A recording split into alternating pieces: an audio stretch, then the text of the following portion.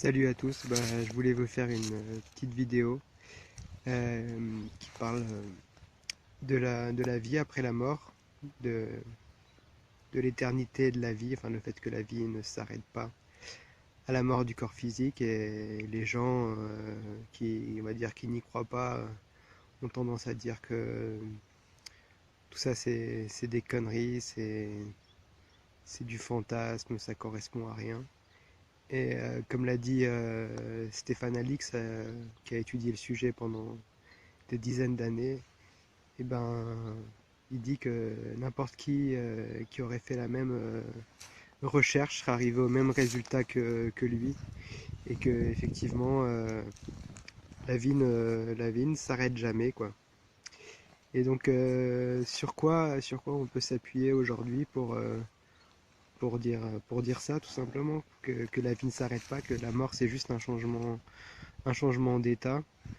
Eh ben, c'est vrai que les gens, souvent, ils sont amenés à se poser la question suite à un deuil. On se demande, où sont nos disparus, si ça continue pour eux quelque part. Et donc il y a plusieurs choses, hein. Il y a des gens qui vont voir des médiums, et ces médiums, ils peuvent fournir des preuves de la survie de l'âme, quoi. Donc il y a des études qui ont été faites à l'université de Virginie aux États-Unis sur la médiumnité. Donc c'est une étude qui a été faite en triple aveugle. On a testé des médiums qui étaient séparés des, on va dire, des sujets par un voile blanc opaque, et ils devaient donner des affirmations sur les proches décédés. Et on s'est rendu compte suite à cette étude que les réponses données étaient bonnes dans la grande majorité des cas, et que en gros c'était des informations qu'ils ne pouvaient pas connaître, quoi. On avait éliminé tous les risques de supercherie, de mentalisme à cause du drap blanc, et le sujet ne parlait pas. Et donc on s'est rendu compte qu'ils avaient ces informations, que les médias obtenaient des informations correctes, et pour que ça soit dû au hasard, c'est de l'ordre d'une chance sur plusieurs milliards, je crois, ou plusieurs millions en tout cas, ça c'est sûr. Et donc après, ce qui fait la différence au niveau individuel, c'est vraiment d'aller voir un bon médium. Moi, j'ai eu la chance d'avoir un rendez-vous avec Marie-Angélique Couder, et c'est vrai qu'elle m'a donné 30 preuves, 30 signes distinctifs de la survie d'un de mes meilleurs amis qui était parti il y a 5 ans. Et ça faisait pas comme piocher dans une banque de données, recevoir des informations comme ça faisait vraiment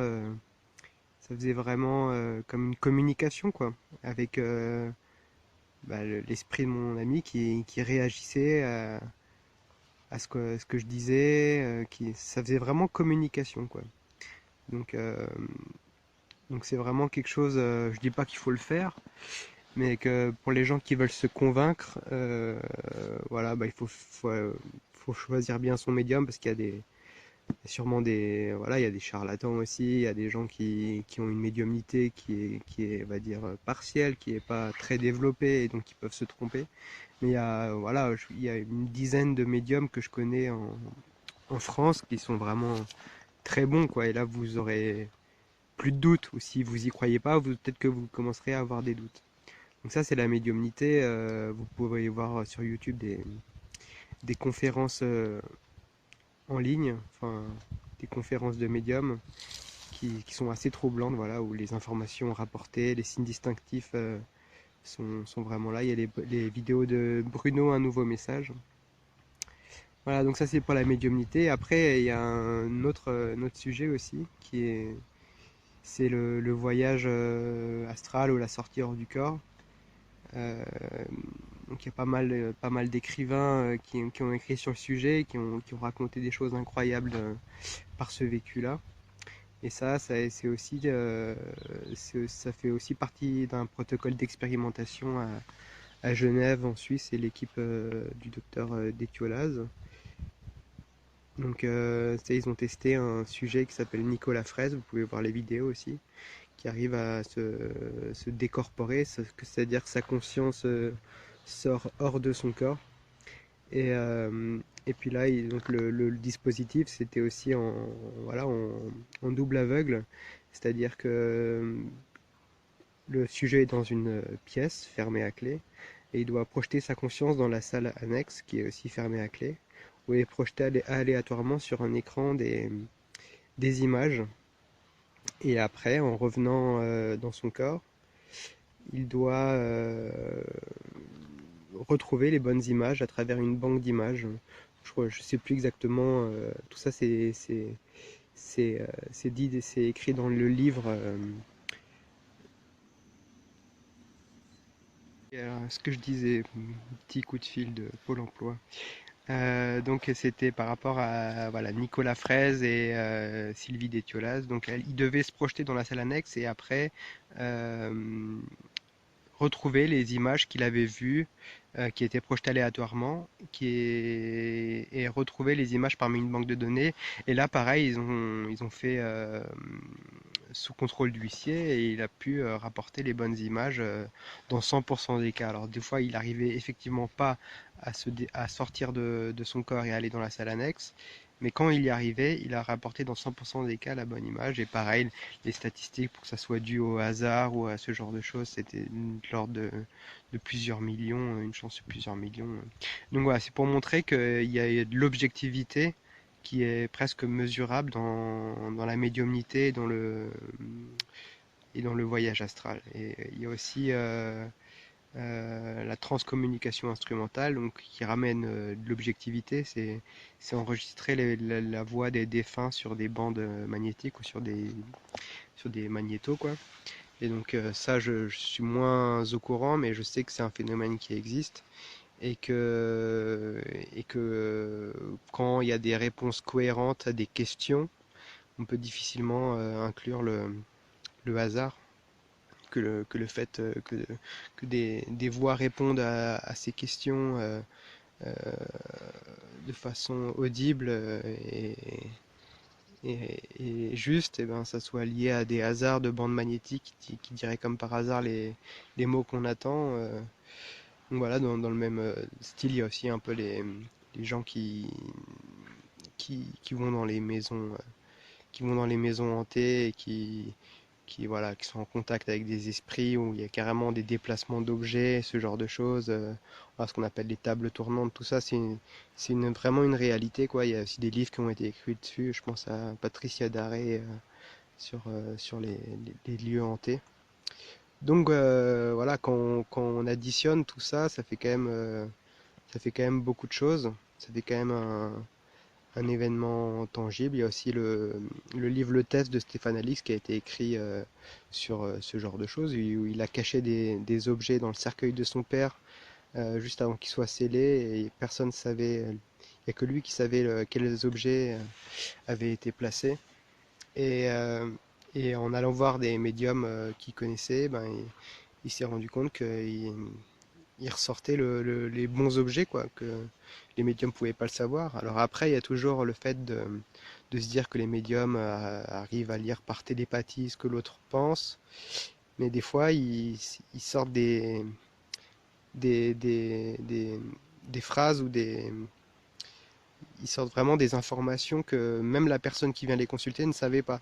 Il faut une vérification par la suite pour attester. Ça arrive fréquemment dans les séances de médiumnité que les informations, elles sont que corroborées plus tard après vérification, quoi. Donc voilà, il y a aussi tout ce qu'on peut appeler les souvenirs des vies antérieures, le souvenir de l'entre-deux-vie par l'hypnose. Donc c'est vrai que l'hypnose, c'est déjà un peu plus, on va dire, c'est un peu moins tangible dans le sens où ça peut être l'inconscient, des choses comme ça, mais en tout cas, on se rend compte que guérir par l'hypnose et que des souvenirs de vie antérieure soient évoqués, ça aide vraiment les personnes à guérir des fois. Donc on peut se demander si les vies antérieures, c'est aussi une réalité, quoi. Et pour finir, j'aimerais dire qu'il y a des livres qui ont été écrits en, en écriture automatique. Je pense à Joël Hury et, euh,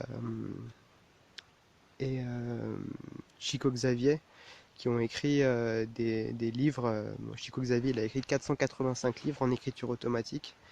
Et donc, si vous voulez, il est à peine conscient de ce qu'il écrit, quoi. Les mots s'écrivent tout seuls, quoi. Il tient un stylo, il ferme les yeux et il peut écrire un livre en une journée. Alors, il y en a qui pourraient se dire que c'est son inconscient aussi, mais il a réussi, alors qu'il était complètement presque illettré. Il avait arrêté l'école au primaire, quoi. Il n'avait pas d'éducation de la grammaire.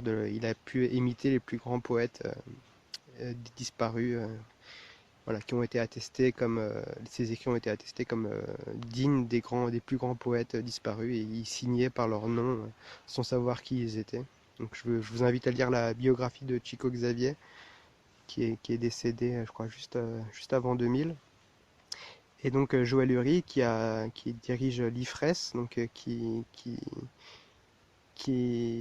ré- qui réussissent par un procédé de transcommunication instrumentale, à capturer des images d'esprit, et qui travaillent sur un dispositif vraiment pour capter les esprits de plus en plus.